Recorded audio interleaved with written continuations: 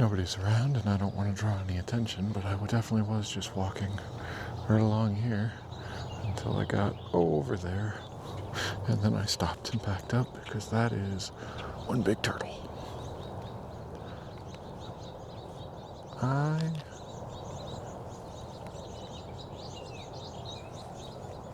not getting any closer, just wanted to record that and then I'll back off.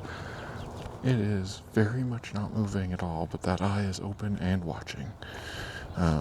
That's huge. That's bigger than my hat. That is a big turtle over there. I don't know at what time of year they lay eggs.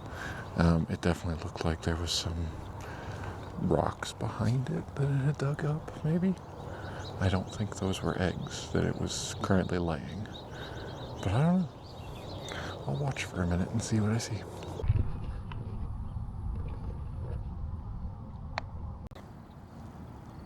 Well, hey everybody. I'm 35. That has really nothing to do with anything, except that officially my birthday was yesterday, and I didn't do anything. I stayed home, I cleaned, I got groceries, I ate a big old meal, like the days of old.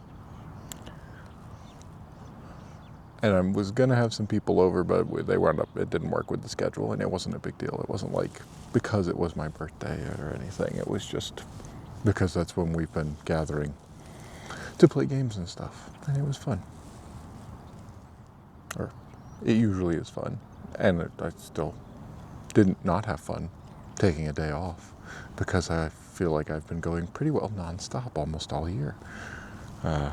Just upping the amount of things that I'm doing to be new places and experiences and friends and going to do wildlife stuff with friends, finally, after all these years. I have made several friends that I am going out with on a semi-regular basis in order to do exactly what I'm doing today. Which means I'm recording a bit less, and that's fine. But yeah, I also felt like taking it easy this morning. Sat for a bit, as obvious from the video. Watched dog needs to be on a leash. There's a giant turtle over there.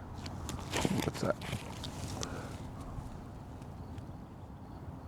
There's that kingbird. I think I'll go back over there. I'd like to get a picture of that kingbird. We don't have the most sunlight right now, kind of behind some clouds, but that's okay. It'll come back out in a minute. I just figured I would break up the walk by sitting for a minute and doing the thing that I usually never do, which is talk while I'm out in the nature. At least talk at a volume above the barest of whispers. The barest above a whisper. Anyway, I'm having fun. It's been a good year so far, and I think it's only going to get better from here. Now we're going to try to take a picture of a kingbird.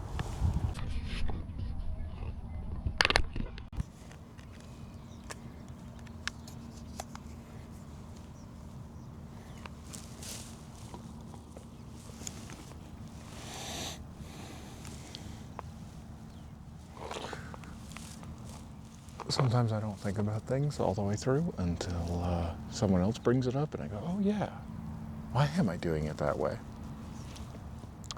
I've had this camera for a while.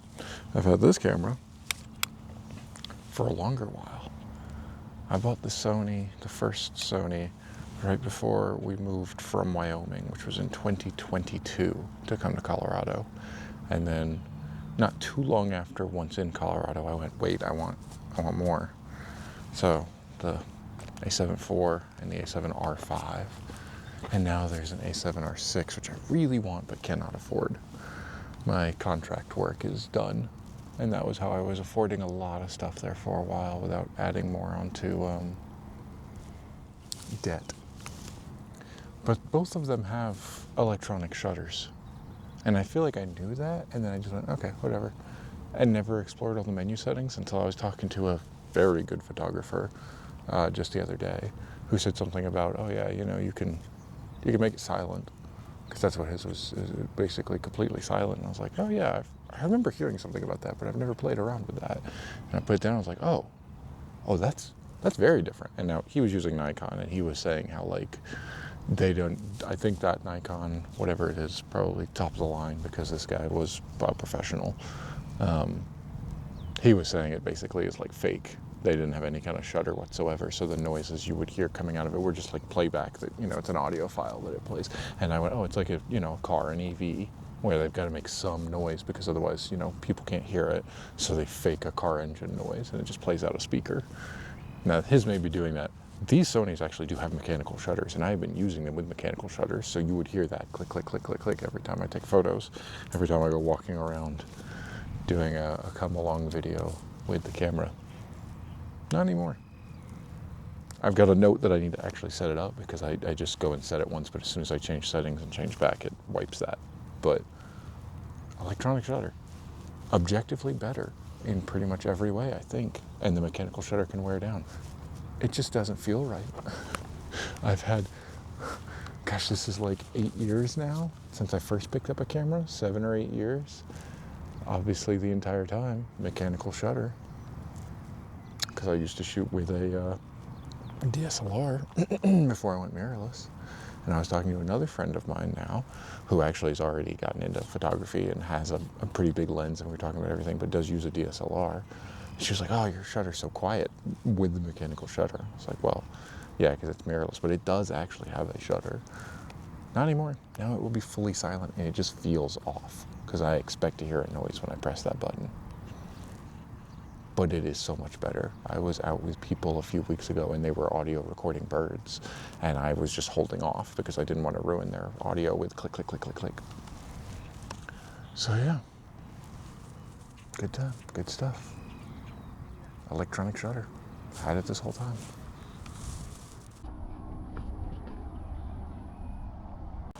I don't know if that came across on the chest mount camera. I did have it going, but I didn't have it pointed down necessarily. I walked away from the bench, and there was a little rabbit, which I unfortunately disturbed, and it started hopping on just one at a time on the rocks until it got right just under that tree, and then it went straight up in the air like something had startled it. Good chance there's a snake over there then, at that point. I have seen them out here. But it just kept going after that, but it was so funny.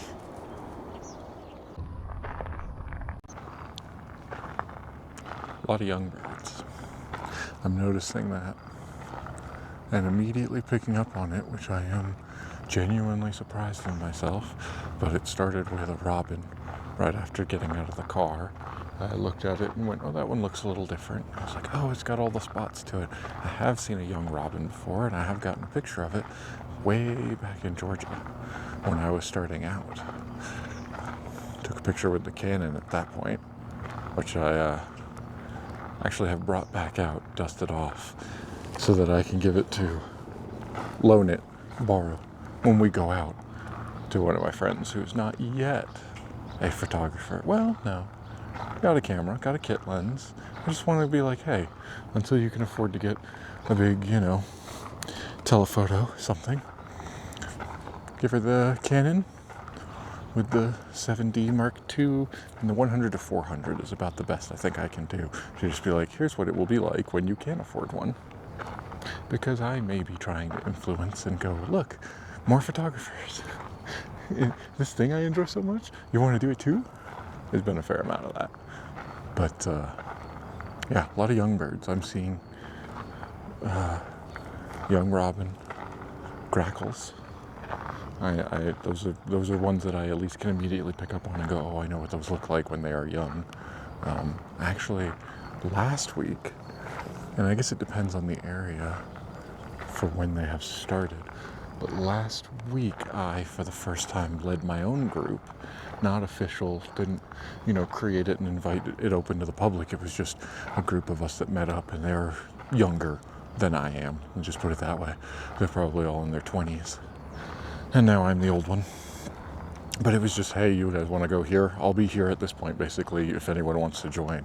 And then it turned into 4 or 5 of us, I think, all showing up, and me just basically leading them and doing exactly what I've been watching people do for 6 months now on all the, bird meetups that I go to, which is they lead them around a place that they know usually, and they explore, talk about all the birds that they see, and repeat the same facts that they've probably heard over and over that I am now doing. Anyway, it was a fun time. It was good. And they, at the end of it, we're like, wait, this is your first time doing this? You were like a pro. And I thought, oh, come on now. Got all bashful, but it was cool. Probably will continue doing that again at some point, because it's really nice to share that with other people.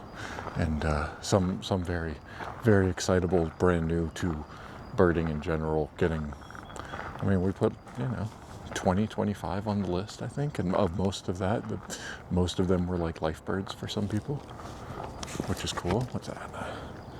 Got a lot of grackles out. Oh, there's a jay. That's cool. I think we've lost the light at this point. We got mostly clouds. It might come back a little bit. Anyway, the point of all that was that when I got there and I started looking, I was very nervous about, will we even see anything at all? Common spot that we go to every time, but we wound up seeing all the regulars, which is, great for new people who have not seen those kind of things. But right off the bat, the highlight that I was like, oh great, I did see something. I'm just standing waiting because I got there early, obviously. I want to be the first one there. And I'm watching, and in the reeds, very similar to something like this in front of water, in the reeds I see a female red-winged blackbird come and land and then go down in them. And there was a nest that we could get a pretty good clear look at. It was hidden amongst the reeds, but it was up on like a mound, so that you could see it through the reeds. You could not get a full clear shot into it. I could not take pictures, but we did witness that. So when everybody else showed up, it was like, hey, let's hang around here for a minute and watch and see if we can spot it again. And you just see little beaks, little red babies, fresh, coming up for food as the mother was bringing it to them. Pretty cool. So this is the time of year, I guess, by the end of June, that they are starting to have young. I think I've seen geese already have fledged young who now look old that quickly. And I definitely have been getting pictures of little baby ducklings, mallard ducklings, just as of a few days ago. So yeah, later than I would have expected. I kind of figured that was a spring thing, and I would say we are definitely into summer. Obviously, yesterday was a summer solstice. Ask me how I know.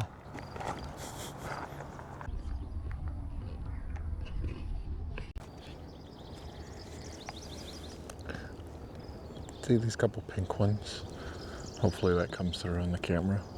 Mostly green, and then you've got these ones that are turning to pink. Salt cedar. That's what I just learned. 20 feet back with the one that was there. It was interesting. I'm branching out. I know I've been so focused on just birds and wildlife for such a long time, but I'm really trying to learn. Ooh, hello, heron. Really trying to learn everything that's around. I need to get better at learning the names of these stuff, because it does help with the birds as well. If a bird lands on that, I can go, oh, it's on the salt cedar. So I'm using the identification apps to try to learn that stuff. And I want to get better pictures of it too, especially since the flowers are blooming right now. And to that end, when I bring this camera, not the lens that's on there right now, but I did make a purchase, even though I was just talking about my contract work is long over with, and I don't make nearly as much as I'd like to. I did present that in my last performance review. It was like, we agree, you are underpaid. So here's half of a raise, and next year you'll get the other half. Better than nothing. So I knew I had some money coming in. My paychecks are about to get a little bigger. That's not nothing. And I went, ooh, I want it. I've been wanting it for a while, and I've been looking into trying to do this and just another type of photography that I've always wanted to do, and I've only ever tried it once or twice, which is macro photography of the nature and the landscape. Flowers, leaves, bark on trees, things like that really interests me. But the macro lens I have tried. It's not the most ideal for a couple of reasons. One, it's for Canon. That was when I bought it way back then, and it was the cheapest thing I could get, so it's not great quality. It's 180 millimeter, which means handheld. Ooh, So you got to kind of have a tripod, which I don't often have with me, but it can do. But the other thing about that is that shooting at a lower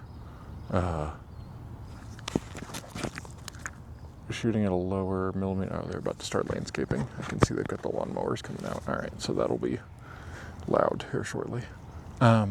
Anyway, yeah, in order to shoot with it handheld, I have to crank up a shutter speed to overcome the motion blur from my hand shaking, because naturally, and it's a pretty big zoom, it doesn't have a very close distance either, so I have to stay kind of further away, which defeats the purpose at that point. It's not ideal for a few reasons, of that being it. Autofocus is basically non-existent when I put it on the adapter. And if I want to use some kind of flash, which I do, because I often want to get light into these tiny little corners of things where there might not always be light, and you want to really fill it out, like the crevices of flowers and things like that, then you need to use a flash, and then you have the sync between how fast the flash can go between your shutter speed, which is the opposite. Like, I would need a lower shutter speed, which means handheld is definitely out of the question.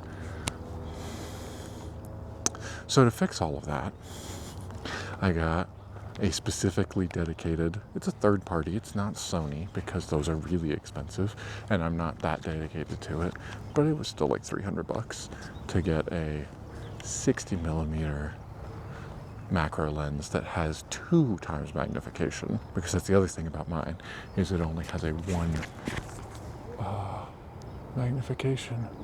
Oh, you moved. Oh, look. Oh, with the bars, sharp-shinned, maybe? Where'd you go? That's exciting. I'd like to get a photo of that. Oh, it was right on a branch. All right, I'm gonna shut up now.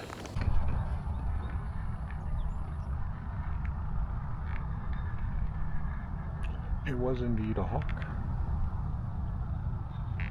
Hey. Oh.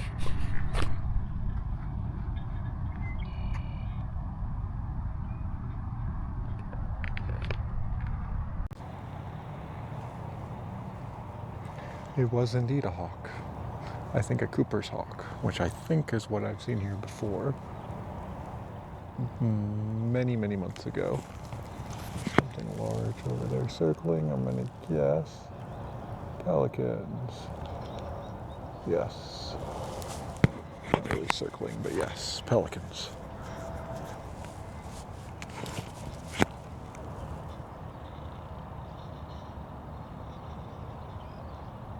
There's another turtle. Big turtle just went up on the land. Take a picture of that. Anyway, Cooper's hawk, pretty sure. Also saw an osprey as they were kind of chasing each other for a moment. Yeah, that's cool. Much better pictures of the Cooper's hawk this time than I got the last time I was here a few months ago, which is good.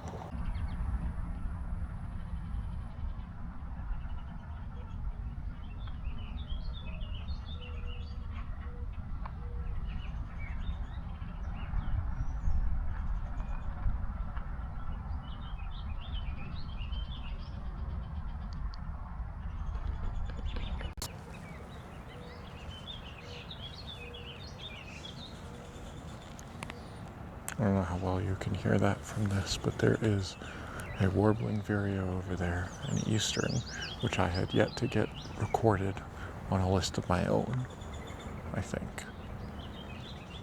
in this county. So that's cool. I wish I had better recording stuff than just on my phone with Merlin, but you know what? It'll count. I cannot see it. I do not expect to see it. I mean, I know it's there, somewhere over there. That doesn't help me at all, because it could be in any of these trees, flitting around in a way that I'll probably never see it, but cool. And I know it's the eastern for sure, because when I was with some experts the other week, they were telling me how you can tell, and you can hear that song that kind of goes do do do do do do do, and then right at the end it goes whoop, whereas the western does not do that. So, given the area that I'm in, where this is, eastern warbling vireo. Now I'm going to go back to watching the kingbirds, which I definitely just watched one. I mean, it was backlit because of where it was. I was facing down over there. but it was making quite a noise as it was flying back up to a branch, and that was because it caught a whole huge dragonfly and then chomped the whole thing down in many, many attempts to get it down the beak, because it was massive. So I took as many photos of that, and I'll have to play them back to look at them, because that was something, that's for sure. I want to check this pond over here first, lake, this body of water first, to make sure there's nothing, and then I'll turn around and go back.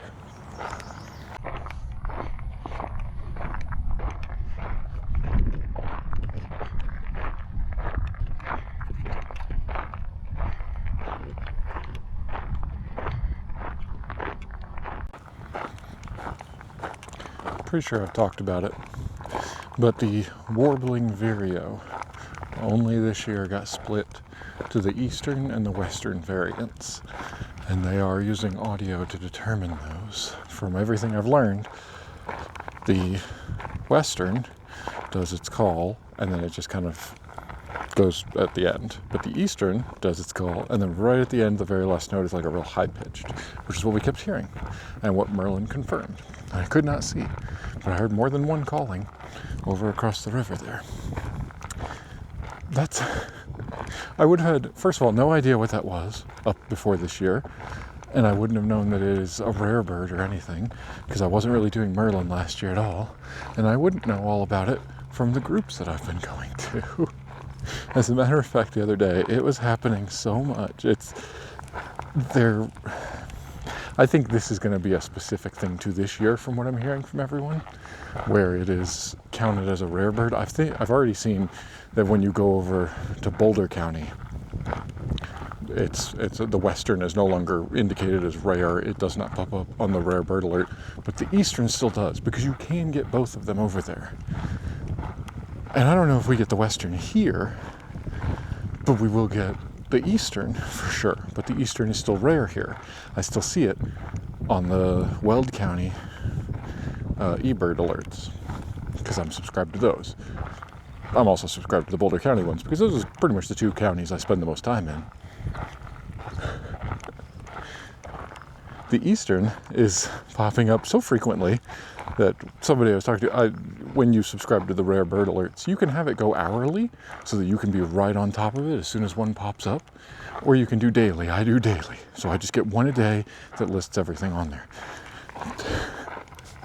A friend of mine was saying, I'm so tired of the eastern warbling vireo because it's so frequent, every hour on the hour, 8, 10, 12 times a day. I don't know how many hours they count. I don't think they go overnight, but like however often that is, constantly for the eastern warbling vireo. And I do think that will just be this year, because I'm sure by the end of this year, they won't be counting it as a rare one anymore. But it was a funny thing that finally, so we just had that here. I got Merlin recordings of it. This is the first time that I'll be reporting it on my own, because I've been on lists where we've gotten it and other people have gotten the recordings. But this one's for me. And it reminded me that just the other day, we went to a meetup and we were, pretty typical. You got a bunch of people there, some who know each other, some who don't. First thing you do, circle up. Everybody go around the circle, say your name. Ooh. What was that? That was big. Was that the osprey? Oh, that was a pear. Ooh. All right, well, let's hurry along here. Anyway, usually you just say your name, right? But this one leader likes to make it a little bit more fun. And he said we had to say our least favorite bird. And there were several of us like me who were like, I don't have a least favorite bird. Why would I not like any of them? Because I feel that way. But as I was thinking about it, I was trying to think of which one it was. I turned to the guy next to me who made that comment before about the vireos, and I was like, oh, I'm going to steal yours because I'm going ahead the way the circle's going. I'm going to go. He's like, are you now? And I didn't, but I think I came close from what he said, because it got to me and I was like, I'm going to say it's the eastern warbling vireo because of how many times it pops up on the eBird rare bird alerts. And we had a good laugh, and he was like, yeah, you know what? That's a real close second. It wasn't the one I was thinking of, but you're right.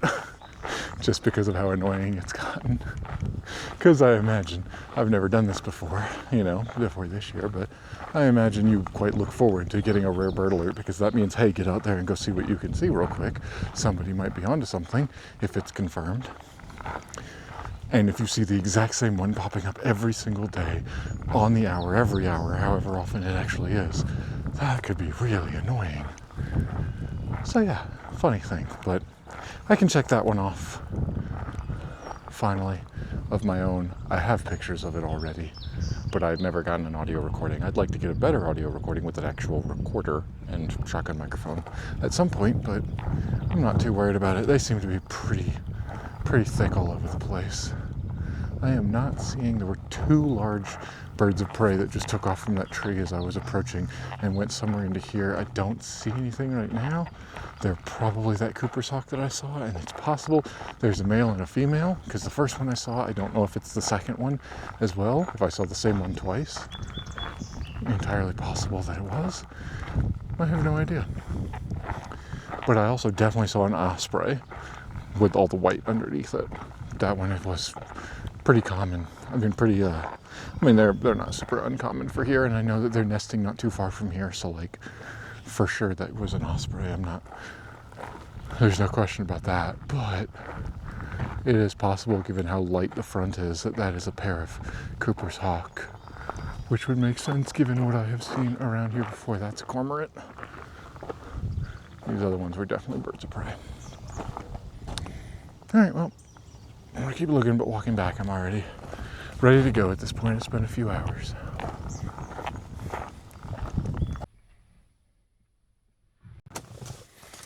Recording. 3 channels started. 25 species.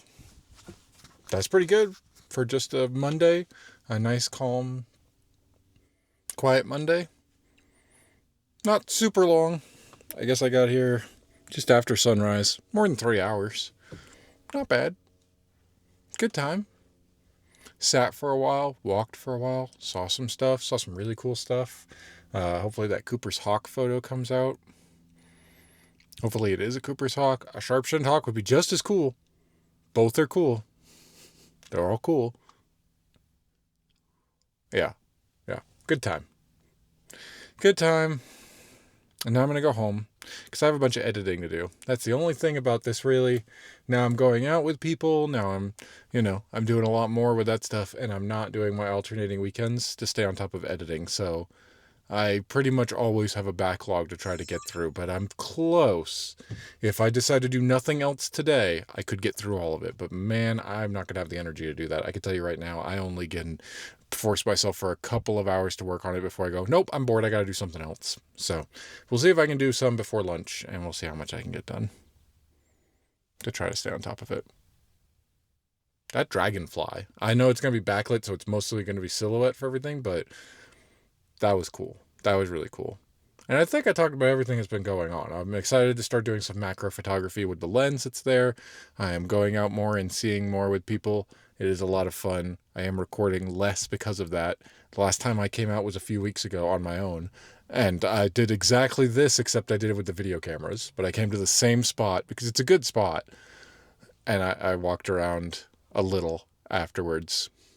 No, I'm doing it again, but this time with the still photos cameras. Because that's what was packed up, and I just didn't feel like doing anything yesterday. And that's fine. I'm going home. It was a good time. Yep. Until next time, bye, everybody.